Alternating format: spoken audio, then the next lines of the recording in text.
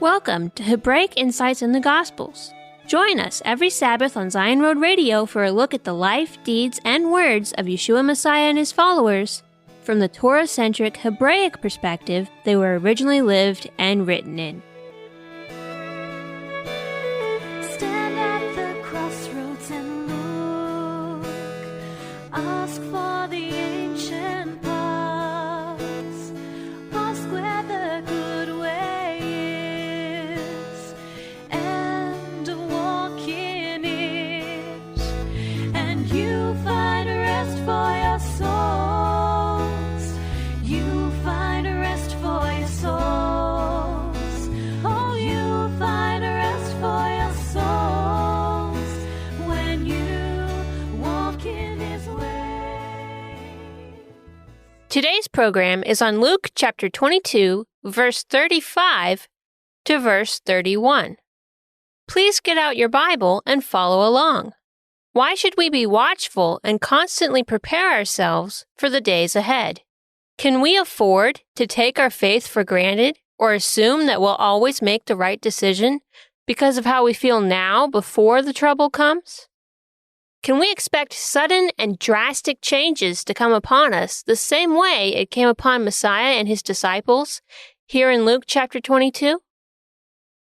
What can we learn from the different ways that Messiah and his disciples handled the situation that they suddenly found themselves in? Was the first century Judean system operating under the Mosaic covenant, or was it corrupted into something else? Why did it matter? How does the Mosaic covenant work? How does the new covenant work? And how can we prepare ourselves to stand firm when the ground begins to shift beneath our feet? Stay tuned throughout today's program for Eliyahu ben David's insight on these questions and more in Luke chapter 22, verse 35 through verse 71. And now, here's Eliyahu ben David. Stand at the crossroads and look. Ask for the ancient paths. Ask where the good way is, and walk in it, and you find rest for your souls. You find rest for your souls. Oh, and you find rest for your souls when you walk in his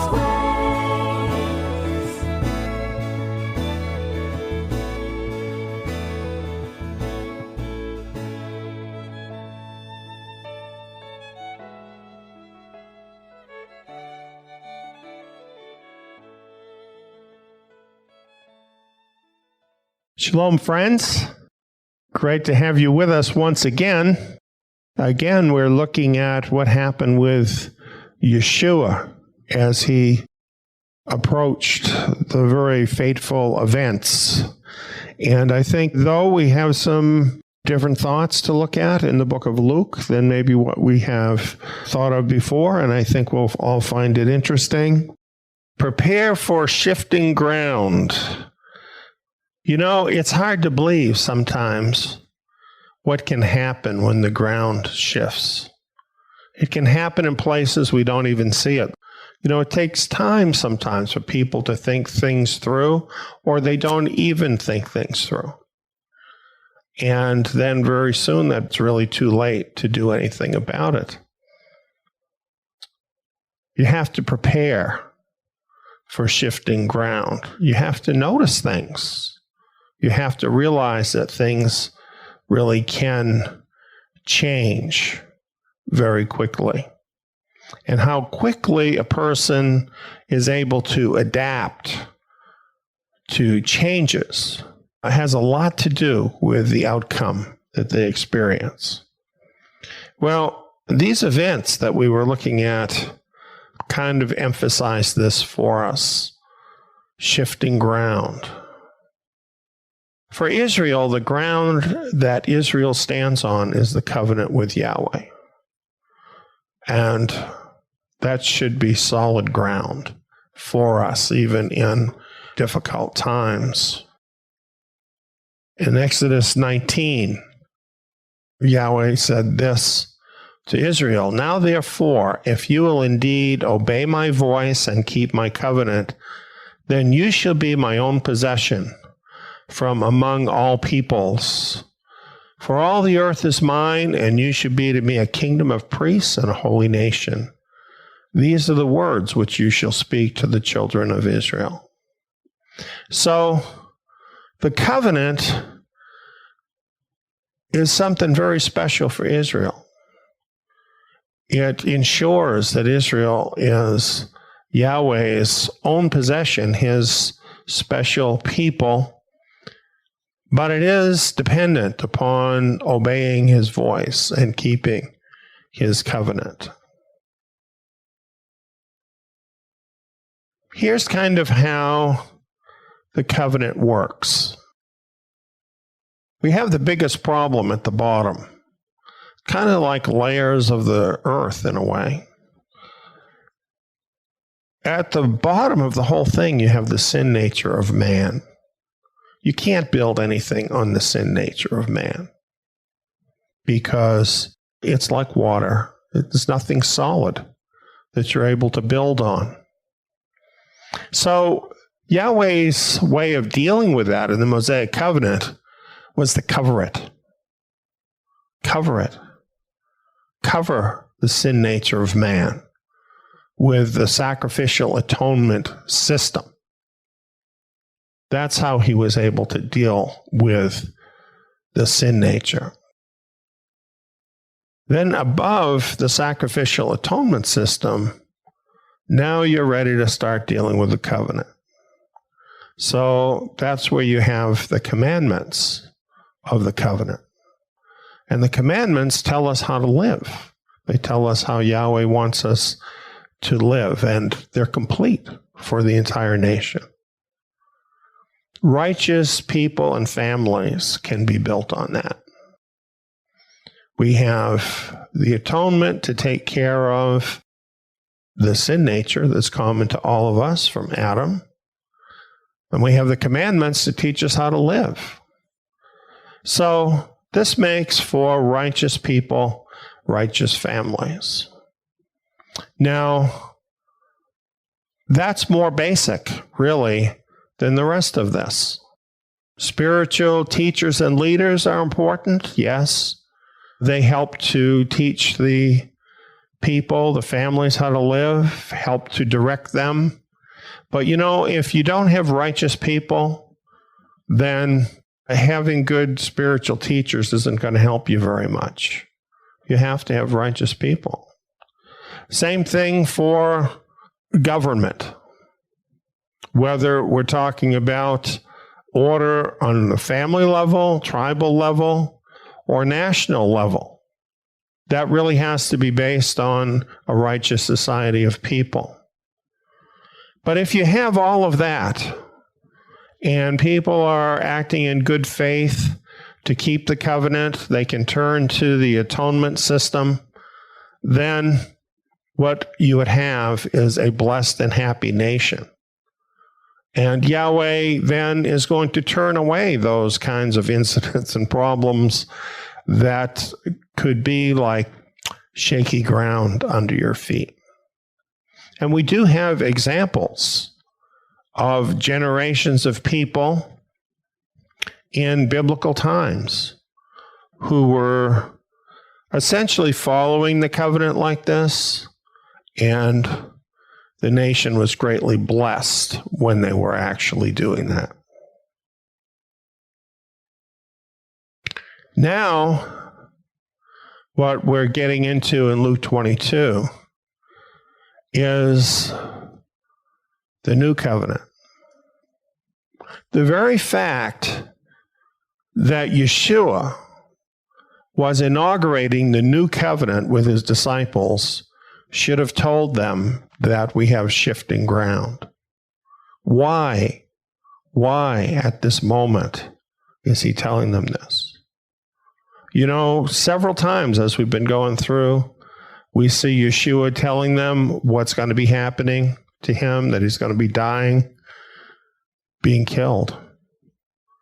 And each time, the disciples push that away. It's unpleasant. They don't want to hear it. This is very common to human nature. Now at this Passover, he's actually saying, this cup is the new covenant in my blood. And this is a real sign. We're in for a big change here. A really big change. Because, of course, they knew in the book of Jeremiah, it talks about a new covenant with the house of Israel and the house of Judah. You know, a lot of us heard so much about the new covenant in Christianity that we really don't get just how central this is to the nation of Israel, this new covenant. This is an amazing change for the nation of Israel. But the fact that it has to happen when it happens is a sign that something is wrong. There's a reason why the new covenant had to come in right then. Well, it shouldn't really be that bad. You know, here we have how the nation would be under the Mosaic covenant of Israel, and compare that to the new covenant for Israel. This is looking at it on the national level now. Under the new covenant, things are really different because sin nature is dealt with. At the bottom of the entire structure, you have a rock, and the rock is Messiah. Solid, something solid. His perfect atonement, once for all time, takes care of that. And his perfect righteousness essentially cancels out the sin nature. So it really is a better covenant. It's a better covenant. And the commandments still exist, but they're written on our hearts by the Holy Spirit. And that makes us want to do them. And it gives us help to do them. So, potentially, the new covenant could come in, and if people had been living up to the Mosaic covenant, it wouldn't be such a shock, would it? It would just be better. But it wouldn't be such a shock for the nation. So why did it have to be such a shock? Well, take a look at this. You see, we have the Mosaic covenant, as I explained it to you. But the Mosaic covenant did not favor the elite. You notice we put the people before we get to the people that normally are part of the elite class.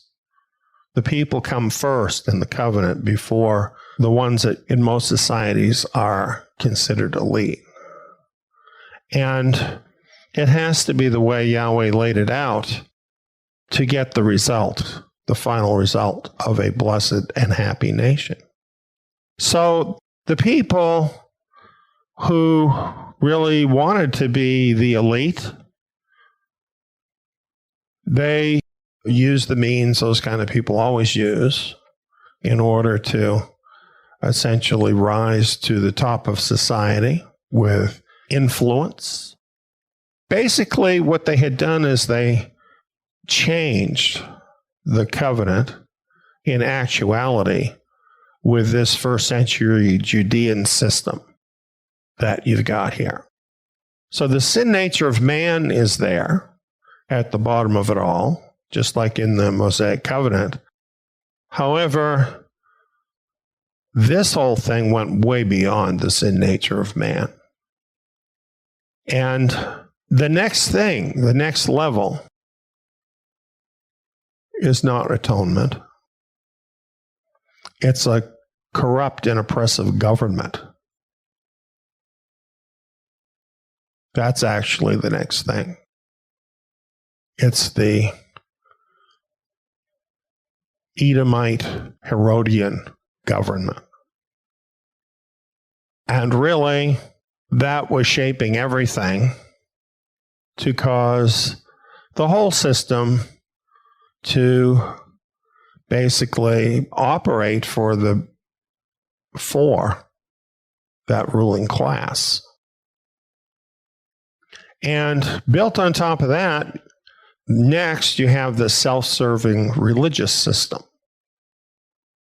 So whereas you should have spiritual teachers and leaders, they shouldn't be so important to the structure, but they're part of the elite and they work right together with the corrupt, oppressive government, and they kind of serve as a buffer with the rest of the system in order to get cooperation. Well, the next thing is what they were really interested in, their temple money scam. They had huge amounts of wealth coming into the temple from all over the Roman Empire. From the Jewish communities throughout the Roman Empire, they were bound by law to have to pay the temple tax. They had to come frequently to Jerusalem. They had to travel there. And so it brought in huge amounts of money. And of course, both the corrupt, oppressive government and the corrupt religious system wanted to be skimming off their share on a regular basis. And they were. So the temple, which should have been providing atonement, which was for a spiritual purpose for the nation, had been turned into a den of robbers, just like Messiah said. So it wasn't really functioning for the people. It wasn't functioning to take care of sin, and the sins of the nation were piling up. Well, if you have that kind of a religious system, then instead of having true spirituality and keeping the commandments, what you have instead is dead religion. And dead religion really makes for a dead society. And built on the dead religion was a population of very oppressed and deceived people. You know, except for the temple part, you could substitute that with some other false religion. And this really kind of describes most any really corrupt governmental system. But when things get this corrupt, national collapse is going to happen. It must happen.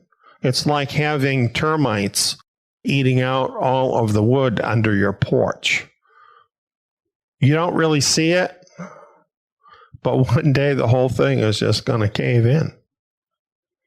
So that was the true system that they had in the first century. It wasn't really the Mosaic covenant system at all. They pretended they had that, but they didn't have that. They had this other system. So essentially what had happened is they had voided the covenant. So the covenant was null and void. And without the covenant, did Yahweh need any of these people? Did they have any kind of favor with him? So what that means is that the nation was doomed because his name was still connected to that nation. See, this is the problem for Israel. Because they're in the covenant, if they're keeping the covenant in good faith, they get a lot of blessings. But if they don't, and they do this kind of stuff, then they're going to have catastrophe, because the name of Yahweh is connected with them. And so he has to bring judgment on them so as to disassociate himself from all of the evil and corruption. That's what has to happen. This is why the temple was destroyed twice, once by the Babylonians, and that should have taught them the lesson, and then later by the Romans, and each time on the same day. That's like Yahweh's signature saying, I'm behind this. So this had to happen.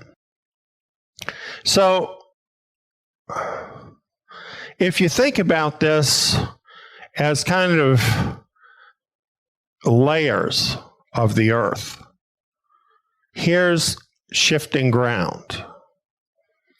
When Yeshua inaugurated the new covenant, what that meant is the new covenant was going to essentially push out that corrupt evil system. That's what would have to happen. That's what would have to happen. So when Yeshua inaugurated the new covenant, it really was like water going out to sea, and basically a sign of a tidal wave coming back in. It put pressure on that corrupt system that would eventually bring it to its collapse. Yeshua had inaugurated the new covenant with Israel, represented by the newly ordained leaders of the 12 tribes of Israel. That's who the apostles were, and they represented a new government. And when Yeshua did that, he knew what he was doing. He knew he was going to become the sacrificial lamb that was required for the new covenant to take effect. And it was going to happen that very day. Now, in my last teaching, I was sharing about the new covenant. And I did a lot of study for that. And I found that there are some Christian teachers that say that the new covenant will not happen until later. But that's impossible, because Yeshua inaugurated the new covenant with his own blood the very day that he brought Israel into the new covenant. So obviously we're under the new covenant. It's very clear, and he knew he was doing that. He knew all of the implications of this that I was just explaining to you. He knew this was going to make for massive change. Massive change. And he knew that that was going to be immediately. And so he had carefully prepared himself to meet up for the challenges that were going to come upon him. He was really the catalyst that was going to bring all this on.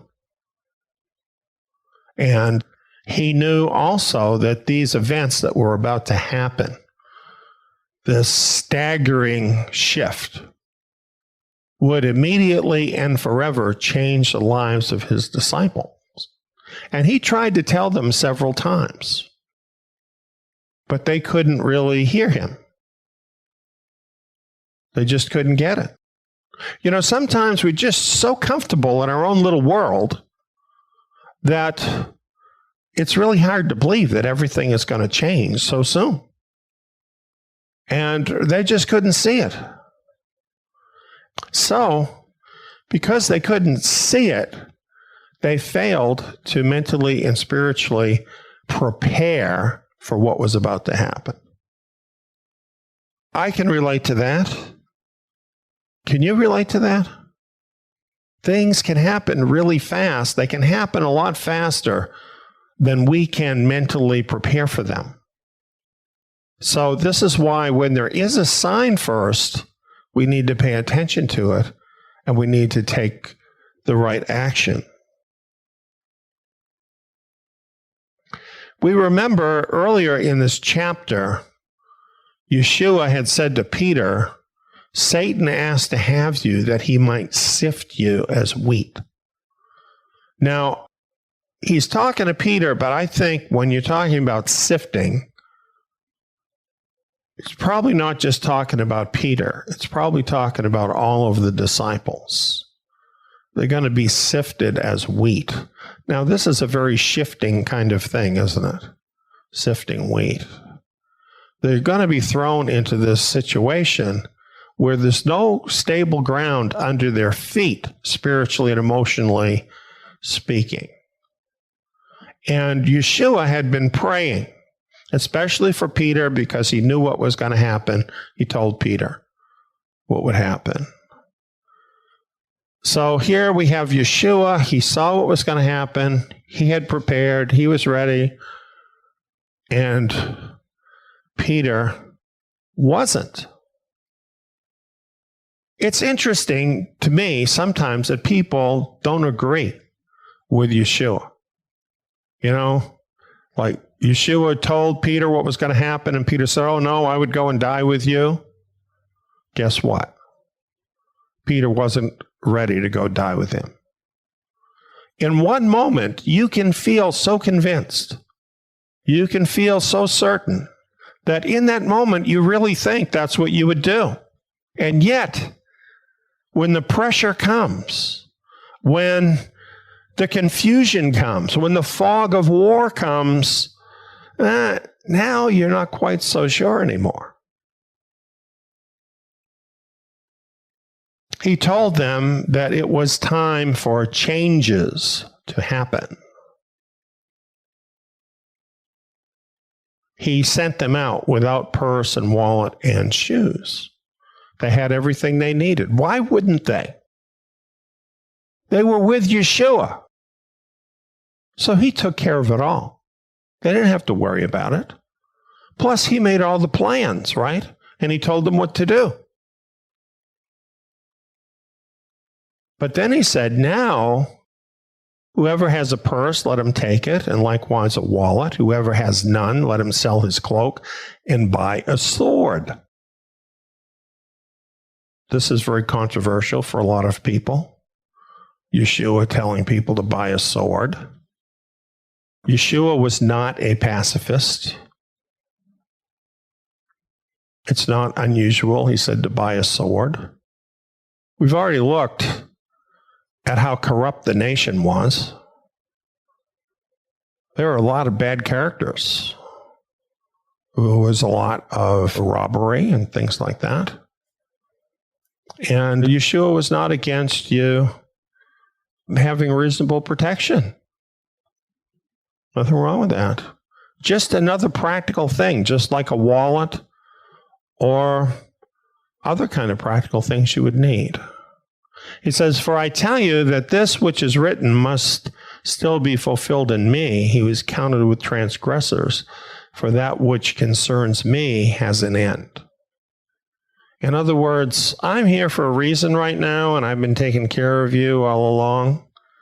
But this is all coming to an end. This has a purpose. It's moving really fast.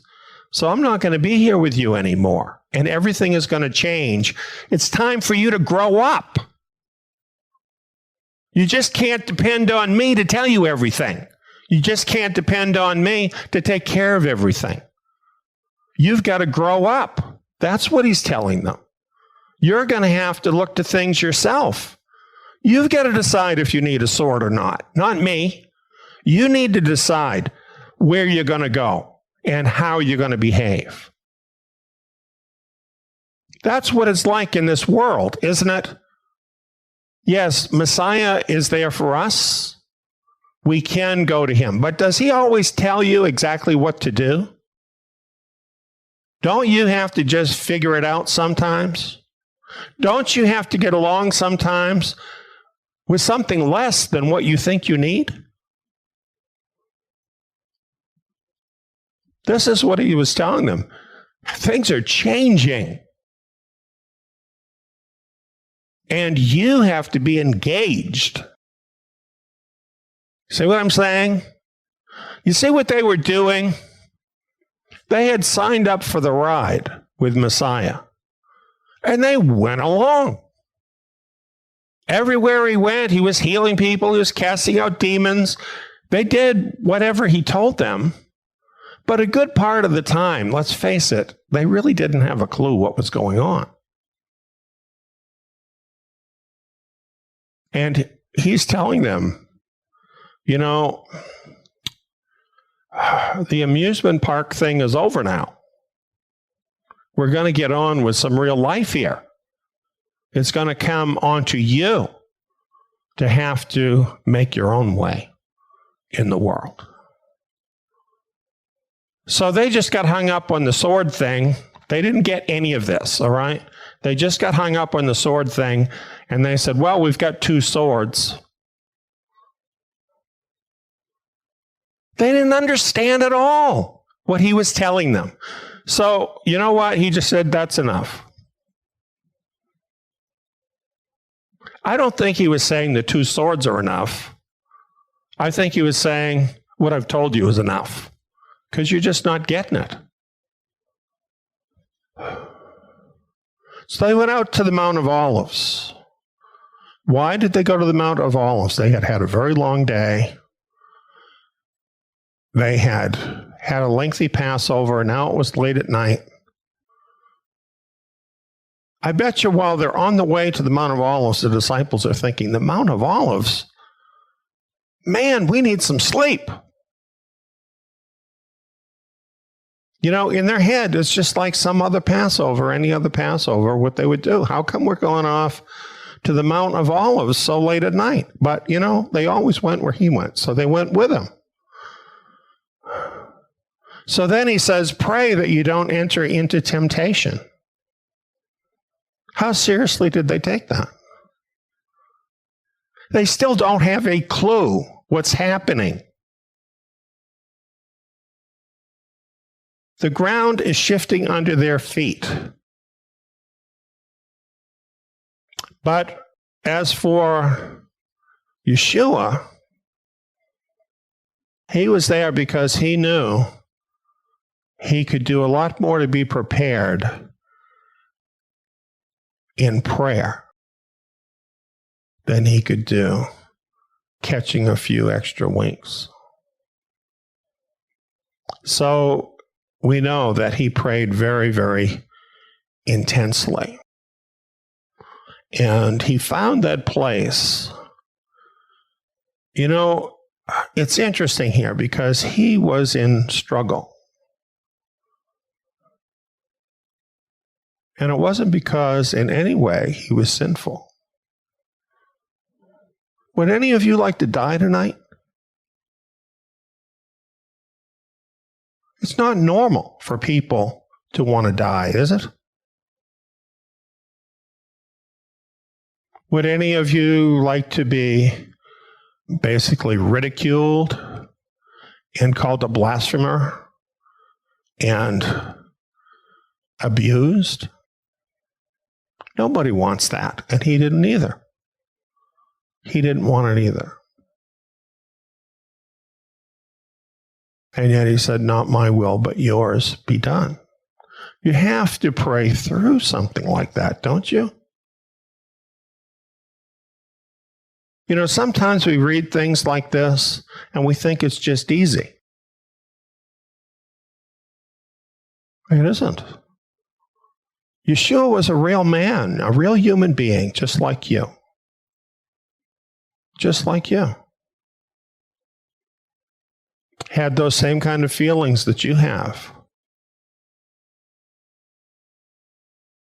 I hear people say sometimes, well, he was the Son of God, so, you know, he just kind of did that. No, he didn't. This is why he went to the garden. He needed to prepare. He needed to spend that time with his Father. And he needed an angel to come and strengthen him. Sweat became like great drops of blood falling down on the ground. How many of us have prayed until that happened? With that kind of intensity. It just tells you how deeply he was dealing with what was ahead of him. It's because he really got it. He really knew what was going to happen. And he was preparing. He knew the ground was quickly shifting. He was feeling that. And he was at the center of it. But you know, he did not lose his way. He was not confused. He knew what was going to happen. And at every step, he did exactly what he needed to do. The disciples, well, not so much. They missed their prayer opportunity. I wonder how the Gospels might have been different if the disciples had prayed. I wonder how the story might have been different. But they didn't. He found them sleeping. And, you know, he can hardly believe it because he knows what's really going to happen. And he's saying, why do you sleep? Arise and pray that you may not enter into temptation. Why do you sleep? They're thinking, why do we sleep? It's like 2 a.m. or whatever, right? That's what they're thinking. They think he's kind of weird sometimes because he says these things that don't really make sense. I mean, it's the middle of the night and you're saying, why do we sleep? They don't get where they're at. They were indeed asleep in more ways than one. Well, then we have Judas betraying Yeshua with a kiss. Things were changing, shifting in his life. He saw an opportunity to make 30 pieces of silver. And, you know, somebody's going to do it. It's just a matter of time. We all know that this is going to happen, that, you know, the elites, they don't like this guy. They're going to take care of him. Why shouldn't I be the one to have the money? This is how people think. Without knowing what the real cost is of entering into something like this. Judas, when he did become aware of the real cost, he didn't want the money anymore. This is what happens with the shifting sands. You know, it shows what's in people's hearts. It shows what's in people's hearts. Betrayal is one of the most shocking events that is bound to happen when major shifts are underway. Have you ever been betrayed? Usually it is unusual events that bring that on. It's about the most unfun thing that can happen. It didn't catch Yeshua by surprise. So that really throws people, usually. It didn't throw Messiah at all. A certain one of them struck the servant of the high priest and cut off his ear. That's just the right thing to do, right? They weren't ready. All of a sudden, they're in the middle of this whole situation. There's tortures, there's darkness, there's swords. They don't know what to do. Got to do something. Got to stop them. I've got a sword. No. When the ground shifts, if you're not ready and you just do something, it's going to be the wrong thing. Yeshua told him, this is your hour and the power of darkness. You know, I find it interesting that believers very often are very cavalier about evil. Sometimes, you'll hear them say things like, well, the devil can't do anything to me because I'm a believer. Things like this. They should think about this, that there is an hour for the power of darkness. There are times that are allowed to the enemy. If you're not ready when that happens,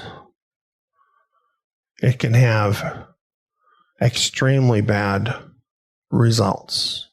Yeshua knew this. He understood this was their time.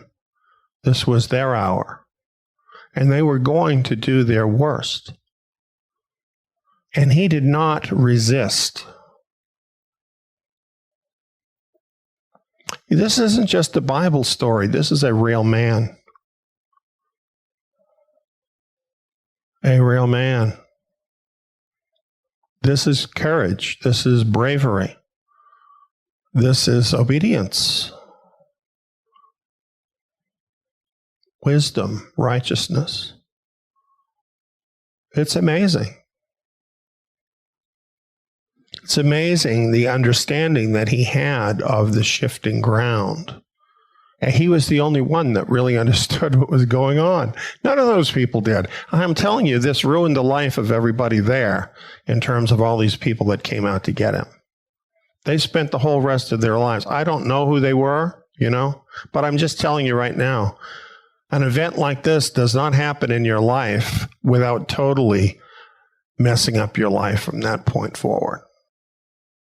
They were all dealing with it the rest of their life. And I hope some of them came to a place where they came to know Yeshua. Because if they didn't, I'm sure they were all tormented by what had happened. Failure to prepare for the shifting ground can lead to bitter regrets. We have the story of Peter. So much bravado, He was always out there first. But the very thing he didn't believe would happen to him happened to him. He denied the Lord 3 times. He went out and wept bitterly. He wasn't ready when the moment came. The shock was too great for him. He could not handle it. Caught off guard, he was thrown off his feet. And he caved in. Yeshua, though, he was the one actually dealing with those people, right? I think it's interesting. Peter's out in the courtyard and he can't handle it. Yeshua's right there in the midst of the wolves. And he's just as cool as a cucumber. He knows totally who he's dealing with. He knows exactly what's going on. And he's totally engaged and present in what's happening, doing exactly what he needs to do. Contrasting him with Peter, in this instance, look at the courage of Yeshua. Staring in the eyes of the people, not only that he knew could kill him, that he knew would kill him. And In that setting, his testimony, I think, is pretty amazing. Telling them from now on, the Son of Man will be seated at the right hand of the power of Elohim.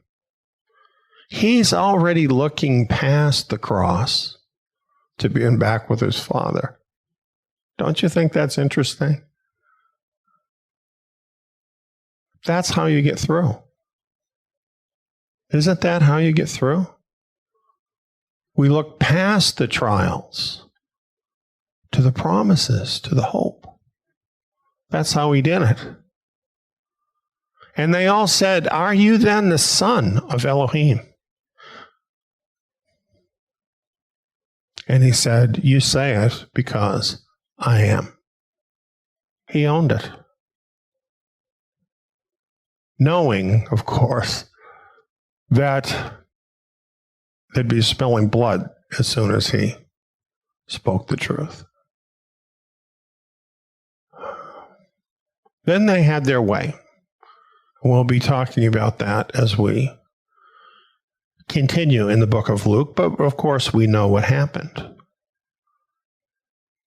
They did seal their own doom. They thought they would get rid of him, and then the challenge that he was posing to their corrupt system would be taken out of the way.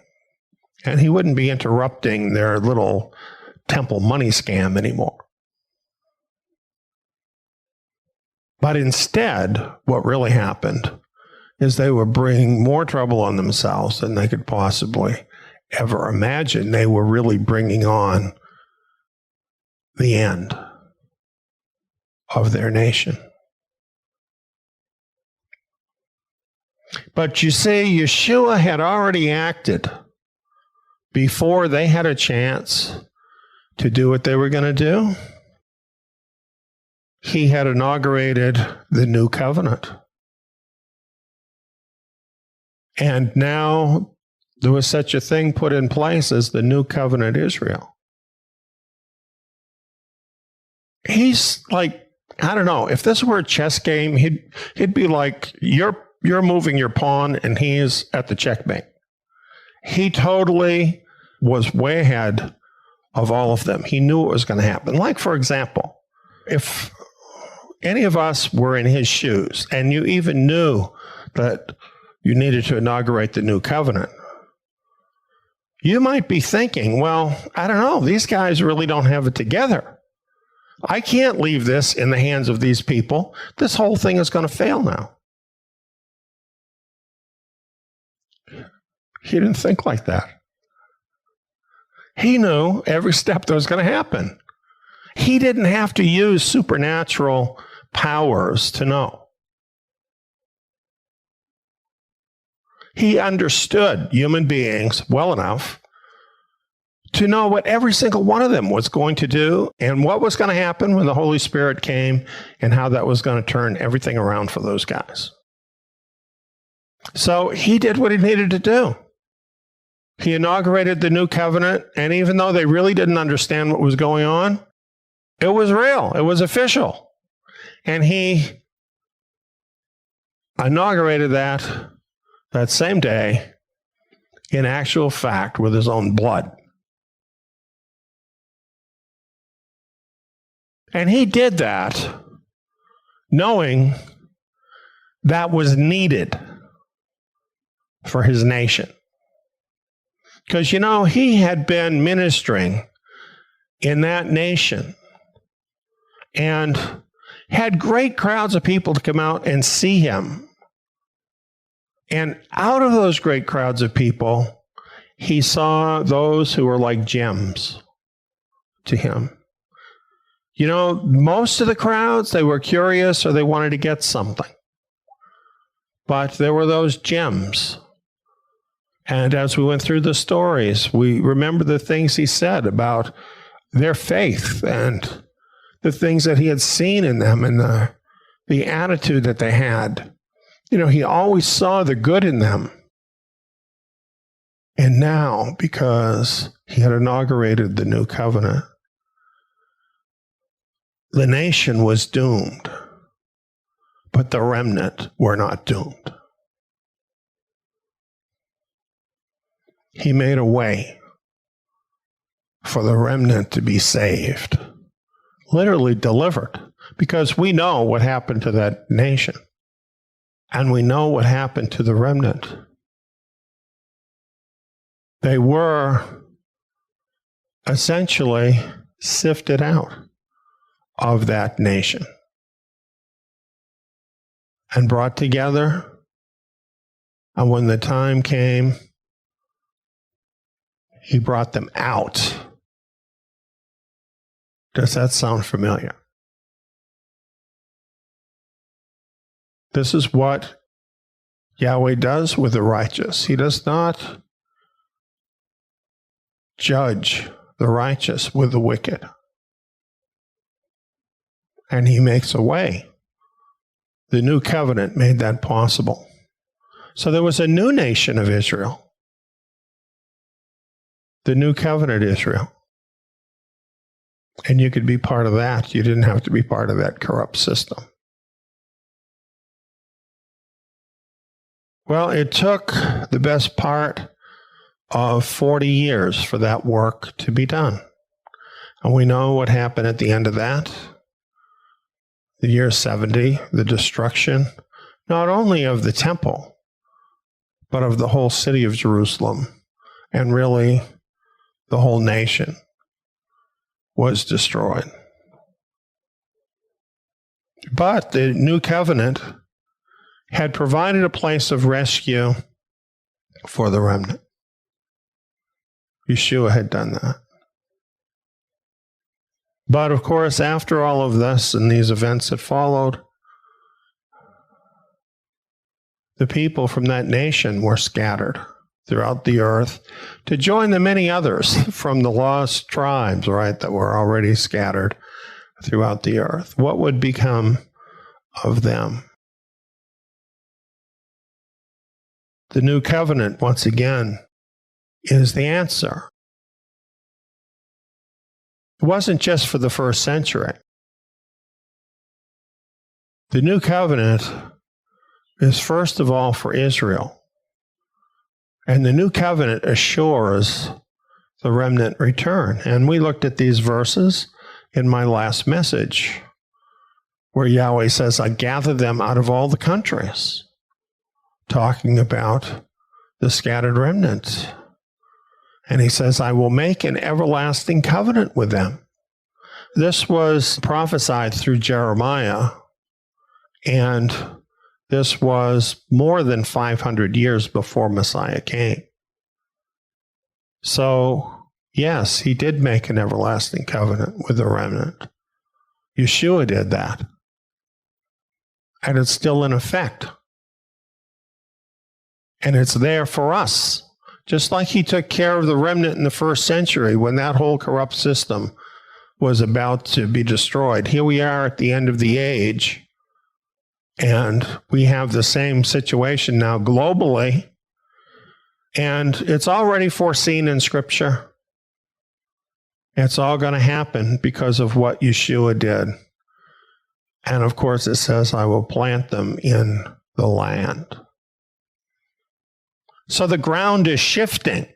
This is all the changes that we're seeing, everything that's happening, is all these shifts in society.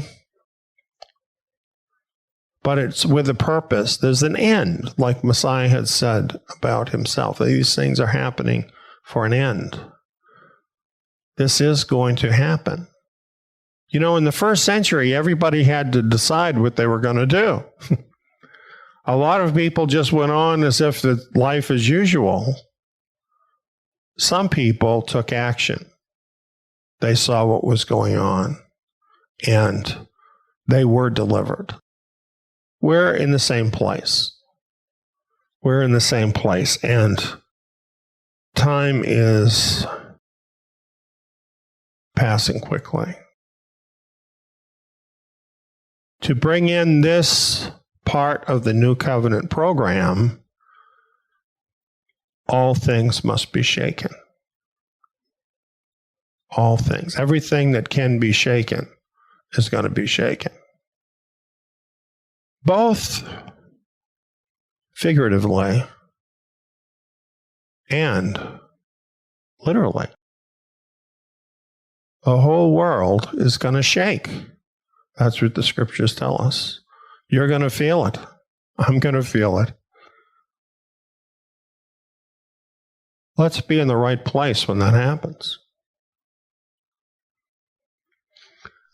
Yeshua said, therefore, be watchful all the time, praying that you may be counted worthy to escape all these things that will happen. That's the remnant exodus, friends. And to stand before the Son of Man. To stand. I like that word when we're talking about things shaking. To be able to stand. And the basis on which we can stand is the new covenant inaugurated by the blood of Yeshua Messiah. Friends, let's use the time we have. Let's not be like those disciples that went to sleep. I know it's hard to keep going sometimes. I know it is. But use the time to be spiritually prepared for what's coming. Prepare for shifting ground.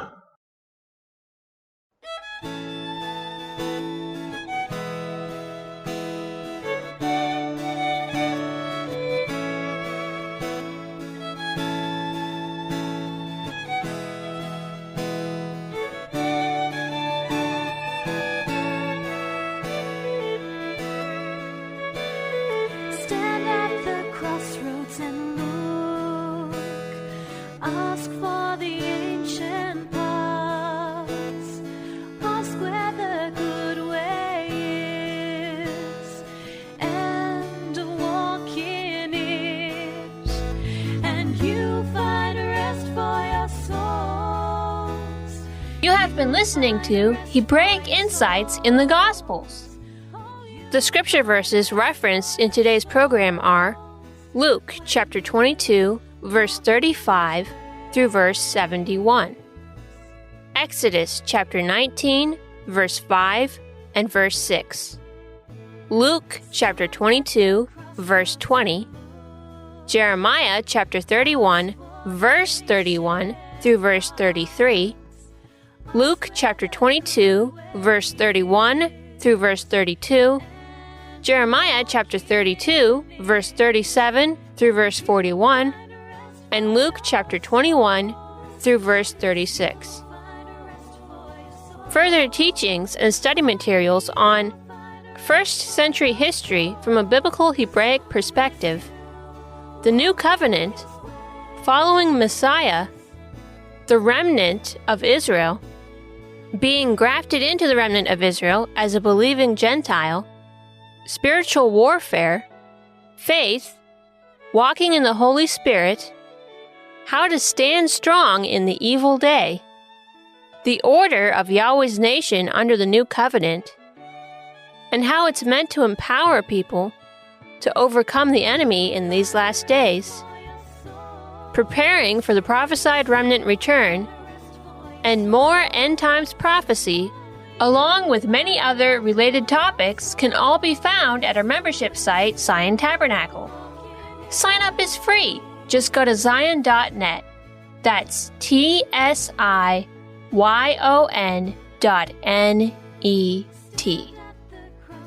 New programs on the Gospels will be airing every Sabbath on Zion Road Radio. Tune in next Shabbat to learn more Hebraic insights in the Gospels. Shabbat Shalom! And you find rest for your souls. You find rest for your souls. Oh, you find rest for your souls. When you walk in His ways.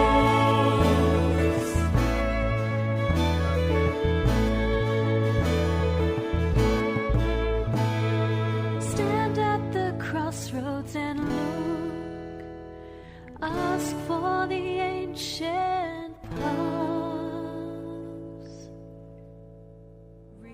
Return to me, my people, and I will restore you.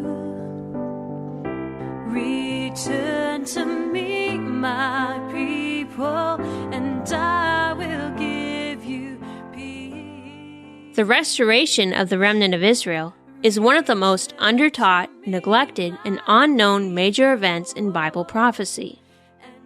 A strange fact, since prophecies and references to this event can be found all throughout almost every major book of the Bible, from Genesis to Revelation. Now, Yahweh has raised up Zion Ministry to teach His remnant nation of Israel everything they need to know about this often neglected truth in His perfect timing. To learn who the remnant of Israel is, what the Zion mission is, and why we teach the things we do, go to our website at zion.org and click on Remnant Vision in the menu bar. That's TSIYON.org.